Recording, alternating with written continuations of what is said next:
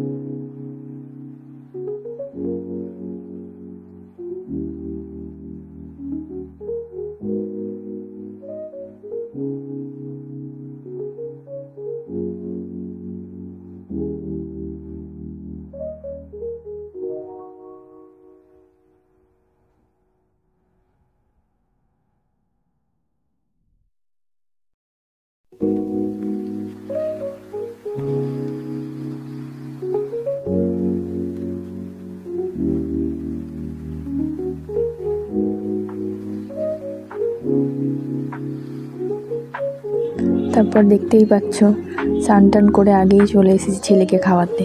ওকে খাওয়ানো একটা ঝামেলা, মানে যুদ্ধ যাকে বলে। এত খেতে গিয়ে জ্বালায়, দেখতেই পাচ্ছ তোমরা।